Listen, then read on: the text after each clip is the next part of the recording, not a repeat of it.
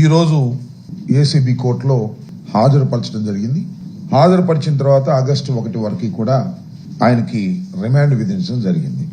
రాష్ట్రంలో ఒక విచిత్రమైనటువంటి పరిస్థితి నడుస్తూ ఉంది. కించిత్తు ఆశ్చర్యం కలుగుతూ ఉంది. ఎందుకు ఈ రకమైనటువంటి పిచ్చి చేష్టలు కూటమి ప్రభుత్వం చేస్తుందో కాస్త హాస్యాస్పదంగాను అనిపిస్తూ ఉంది. ఈ కూటమి ప్రభుత్వాన్ని ప్రజలు ఎన్నుకున్నది అలివిగాని వాగ్దానాలు నెరవేరుస్తారని, ఈ రాష్ట్రాన్ని జగన్మోహన్ రెడ్డి గారి కన్నా అభివృద్ధి చేస్తారని, జగన్మోహన్ రెడ్డి గారి ప్రభుత్వం కన్నా సంక్షేమ కార్యక్రమాలు మరింత వేగవంతంగా మరింత దండిగా ఇస్తారని ప్రభుత్వాన్ని ఎన్నుకుంటే వాటన్నిటినీ పక్కన పెట్టేశారు.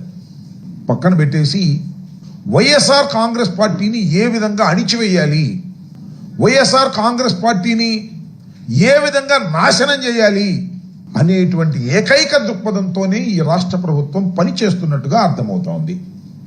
ఎందుకంటే ఒక లిక్కర్ కేసే కాదు, అనేకమైన కేసులు. ఈ రాష్ట్రంలో పోలీసు వ్యవస్థ దేనికోసం ఉపయోగపడుతుంది అంటే అనేక రకమైన కేసులు, అనవసరమైన కేసులు, సాక్ష్యాధారాలు లేకపోయినప్పటికీ కూడా కేసులు పెట్టి వైఎస్ఆర్ కాంగ్రెస్ పార్టీ నాయకుల్ని, సానుభూతి పరుల్ని ఇబ్బంది పెట్టాలి, బెదిరించాలి అనేటువంటి కార్యక్రమాన్ని చంద్రబాబు నాయుడు గారు వారి అబ్బాయి ప్లాన్ వేసుకుని కుట్రపూరితంగా నడుపుతున్నారు. నేను దానికి ప్రత్యేకంగా ఉదాహరణలు చెప్పవలసిన అవసరం లేదు. కొమ్మినేని శ్రీనివాస్ గారి మీద ఎస్సీ ఎస్టీ కేసు పెడతారు. జగన్మోహన్ రెడ్డి గారు టూర్కి వెళ్తే ఆయన కారు కింద సింగయ్య పడి మరణించాడని ఆయన మీద కేసు పెడతారు. ఆల్ ఫాల్స్ కేసెస్ అని చెప్పడానికి ఇవి కొద్దిగా చిన్న ఉదాహరణలు. ఇవాళ లిక్కర్ కేసు ఫిబ్రవరిలో సిట్ వేశారు. అసలు ఈ ప్రభుత్వం రాగానే ఒక కంప్లైంట్, ఒక పిచ్చి కంప్లైంట్, ఎవరిచ్చారో వారు తెలియదు. ఒక ఆకాశరమణ ఉత్తరంలాగా కంప్లైంట్ ఇవ్వటం, దాన్ని రిజిస్టర్ చేయటం, దాన్ని స్పెషల్ ఇన్వెస్టిగేషన్ టీమ్ అని ఒక దాన్ని వేయటం, దానికి డైరెక్షన్లు ఇవ్వటం, ఎవరెవరిని అరెస్ట్ చేయాలి ఏంటి కథ. చాలా మంది అరెస్ట్ చేశారు ఇంతకు ముందు కూడా అనేక కేసుల్లో. సోషల్ మీడియా వర్కర్స్ అరెస్ట్ చేశారు, మాజీ శాసనసభ్యుల్ని అరెస్ట్ చేశారు. అన్ని ఫాల్స్ కేసులే.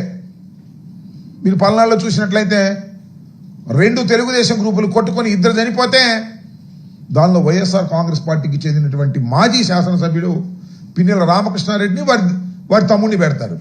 ఎక్కడ అవకాశం దొరికితే అక్కడ కేసులు పెట్టేసి అణిచివేయాలనేటువంటి ప్రయత్నం ముమ్మరంగా సాగుతున్నటువంటి విషయం అందరికీ అర్థమైపోయింది. ఒక్క సంవత్సరంలోనే వెరీ క్లియర్ ఇట్. ఇదొక కేసు. మళ్ళా చంద్రబాబు నాయుడు గారికి, లోకేష్ గారికి ఎవరి మీద కక్ష ఉందో వారందరినీ దీనిలో దూర్చేయడానికి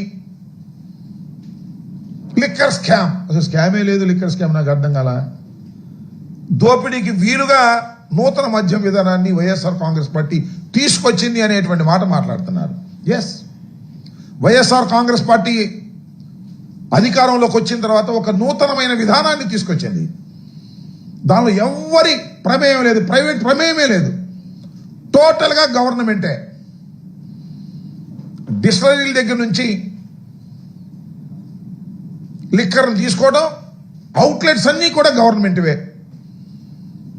ఎక్కడ ప్రైవేటు వారి జోక్యం లేదు. ఇవాళ అన్ని ప్రైవేటు వారి జోక్యం. బెల్ట్ షాపులు ఎక్కడ పడితే అక్కడ విచ్చలవిడిగా అమ్మటం, ఎంఆర్పి రేటు మీద 10-20 అమ్ముకోవడం, ఇలా విచ్చలవిడిగా ఇవాళ చేస్తున్నారు. కానీ వైఎస్ఆర్ కాంగ్రెస్ పార్టీ అధికారంలోకి వచ్చిన తర్వాత మద్యాన్ని నియంత్రించాలి కనీసం అని మద్యం వాడకాన్ని తగ్గించి రేట్లు పెంచి ఆదాయాన్ని పెంచినటువంటి సందర్భం. ఎక్కడా కూడా ప్రభుత్వానికి నష్టం జరగకపోయినా మేము అధికారంలోకి వచ్చాం. కూటమి ప్రభుత్వం ఘన విజయం సాధించింది. చంద్రబాబు నాయుడు గారి ప్రభుత్వం, జగన్మోహన్ రెడ్డి గారికి కేవలం 11 సీట్లే వచ్చాయి. దీనిలో ఎవరెవరు ఉన్నారో కక్ష కట్టేసి వారందరినీ తీసుకొచ్చి లోపల పెట్టేయాలి అనేటువంటి కార్యక్రమంలో వాళ్ళ చంద్రబాబు నాయుడు గారు ఈ సిట్టు పవిత్రం చేస్తూ ఉంది. నేను మనవి చేస్తున్న 3 సార్లు గెలిచాడండి మిథున్ రెడ్డి గారు. 47 years, is an young man. పార్లమెంట్కి వెళ్ళినటువంటి వ్యక్తి. వైఎస్ఆర్ కాంగ్రెస్ పార్టీ ఓడిపోయినప్పుడు కూడా మొదటి 2014లో గెలిచాడు. మొన్న 4 సీట్లు వచ్చినప్పుడు కూడా పార్లమెంట్కి ఎన్నికైనటువంటి వ్యక్తి. రాజకీయ కుటుంబం నేపథ్యం ఉన్నటువంటి వ్యక్తి. పెద్దిరెడ్డి రామచంద్రారెడ్డి గారు చంద్రబాబు నాయుడు గారితో సమకాలికుడు. అది కూడా ఒక కక్షే. ఎందుకంటే చంద్రబాబు నాయుడు గారికి ఆయనకి కాలేజీ లెవెల్ నుంచి పడదట. ఆ కక్ష కాంగ్రెస్ పార్టీలో ఉన్నాడు పెద్దిరెడ్డి గారు, వైఎస్ఆర్ కాంగ్రెస్ పార్టీలో ఉన్నాడు. ఒకే జిల్లాకు చెందినటువంటి వ్యక్తి. ఆ కుటుంబం మీద కక్ష పెట్టారు. సొందులో సడేమి ఇతను కూడా రోజు లోపలేసేద్దాం. జగన్మోహన్ రెడ్డి గారికి సన్నిహితంగా ఉంటున్నాడు. ఢిల్లీ రాజకీయాల్లో జగన్మోహన్ రెడ్డి గారికి తోడుగా ఉంటున్నాడు. ఢిల్లీ లెవెల్లో వైఎస్ఆర్ కాంగ్రెస్ పార్టీకి సంబంధించినటువంటి అంశాల మీద కేంద్ర ప్రభుత్వంతోనూ ఇతర రాజకీయ పక్షాలతోనూ మాట్లాడేటటువంటి చొరవ తీసుకొని చక్కగా చేస్తున్నటువంటి వ్యక్తి. ఆయన కట్ చేద్దాం. 2 అవుతాయి పనులు. 1, జగన్మోహన్ రెడ్డి గారిని ఇబ్బంది పెట్టడం. 2, మిథున్ రెడ్డి గారి కుటుంబం మీద ఉన్న కక్షని తీర్చుకోవడం, లోపలేసేద్దాం అనేటువంటి భావంతో ఇవాళ మిథున్ రెడ్డి గారిని కేసులో పెట్టి, సరే మిథున్ రెడ్డి గారు హైకోర్టులో ప్రయత్నం చేశారు, సుప్రీంకోర్టులో ప్రయత్నం చేశారు. హైకోర్టు సుప్రీంకోర్టులో రిలీఫ్ రాలేదు.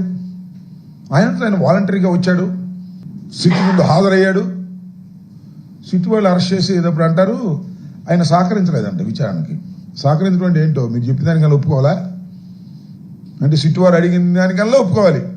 ఎవరి పేర్లు చెప్పంటే వాళ్ళ పేర్లు చెప్పాలి. అప్పుడు సహకరించినట్టు, లేకపోతే సహకరించినట్టు. ఏముంది మీ ఇన్వెస్టిగేషన్? సిట్ అంటే సిట్టే.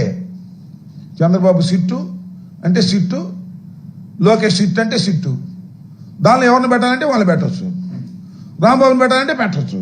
ఇదిగో మిమ్మల్ని పెట్టాలన్నా కూడా పెట్టచ్చు.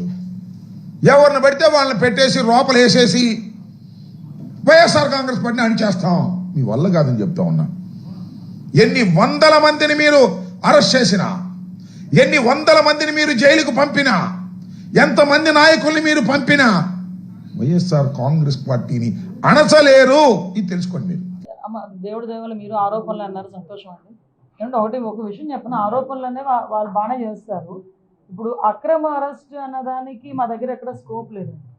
వితౌట్ ఎనీ ఎవిడెన్స్ ఎవరిని అరెస్ట్ చేయలేదు. కానీ లాస్ట్ గవర్నమెంట్లో అది జరిగింది. ఇప్పుడు ఫర్ ఎగ్జాంపుల్ నేనే ఉన్నా. నేను రాజు పులివెందుల్లో ఒక నాగమ్మ అని ఒక ఆవిడని హత్య చేస్తే, బ్రూటల్గా హత్య చేస్తే మేము వెళ్ళాము. మేము వెళ్ళి చేసిన తప్పేంటి? మేము అక్కడికి వెళ్ళి కనీసం మమ్మల్ని ఎక్కడికి పోనివ్వలే. మేము వెళ్ళి డిఎస్పీకి రిప్రజెంటేషన్ ఇచ్చి వచ్చినాం. డిఎస్పీకి రిప్రజెంటేషన్ ఇచ్చి వస్తే మా ఇద్దరి మీద అట్రాసిటీ కేసు పెట్టారు. అది అక్రమ కేసు. రైట్. సో చాలామంది ఒక సోషల్ మీడియాలో ఒక పోస్ట్ని ఫార్వర్డ్ చేసినందుకు, ఒక వచ్చిన పోస్ట్ని రీట్వీట్ చేసినందుకు, ఫార్వర్డ్ చేసినందుకు ఒక కేసు పెట్టారు. అది అక్రమ కేసు అంటే. ఒకవేళ ఏదైనా నువ్వు తల్లికి అప్పుడేంటి అమ్మఒడి ఒకరికి ఇస్తానంటే, ఇద్దరికి ఇస్తానంటివి ఒకరికే ఇచ్చేవేంటి అని చెప్పి ఒక సోషల్ మీడియాలో ఒక పోస్ట్ పెట్టినందుకు దాన్ని అర్ధరాత్రులు ఇంట్లోకి దూకి లైట్లు పగలగొట్టి ఏదో డెకాయిట్ని తీసుకెళ్ళడం అదే అక్రమ అరెస్ట్. అర్థమైందా? అసలు సంబంధమే లేని ఇష్యూలో ముఖ్యమంత్రి అన్ని సంవత్సరాలు ముఖ్యమంత్రి చేసిన వ్యక్తిని, ప్రతిపక్ష హోదా కలిగిన వ్యక్తిని 53 రోజులు మీరు అక్రమంగా అరెస్ట్ చేసి జైల్లో పెట్టారు. అదే అక్రమ అరెస్టులు అంటే.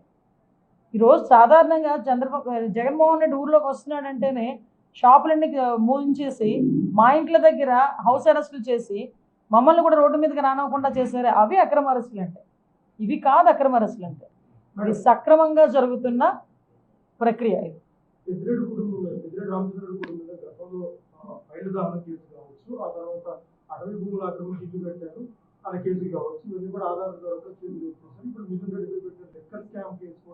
ఆధారాలు మీరు ఇంకెవరి గురించి అయినా అడగండి. ఆవిడ గురించి అడిగి నా స్థాయిని ఎందుకు దిగజారుస్తారు?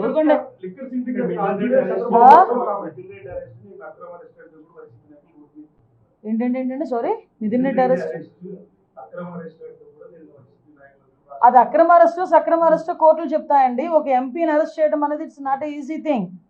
ఎన్నో ఎవిడెన్స్లు ఉండి, పక్కా ఎవిడెన్స్లు ఉంటేనే కానీ ఒక ఎంపీని అరెస్ట్ చేయలేం.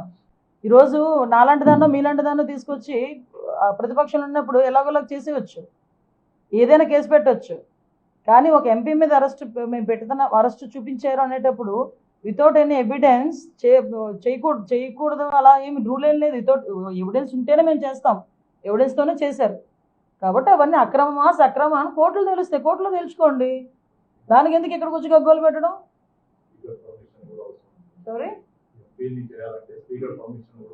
ఏమండి, రాష్ట్ర ప్రభుత్వం అండి, ఇక్కడ ఎన్డీఏ కూటమి అండి. వితౌట్ ఎనీ ప్రికాషన్స్ అవన్నీ తీసుకోకుండానే ఎవరు చేయరు కదా.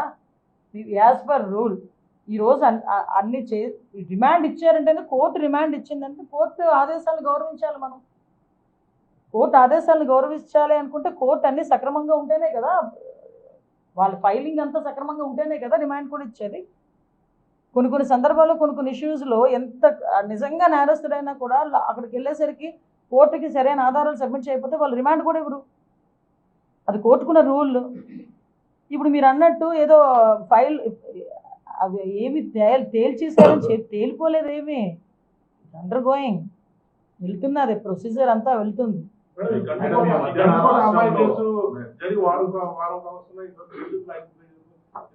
లేదు అది కొంచెం యాక్చువల్గా దాని మీద ఇమీడియట్గా ఆ రోజు వెంటనే ఎవరైతే అబ్బాయి ఉన్నాడో అది కొంచెం మిస్టీరియస్గానే ఉంది. బట్ జస్ట్ 1-2 days మా పని మేము చేసుకుంటున్నాం, ఎక్కువ మాట్లాడకూడదు దాని గురించి.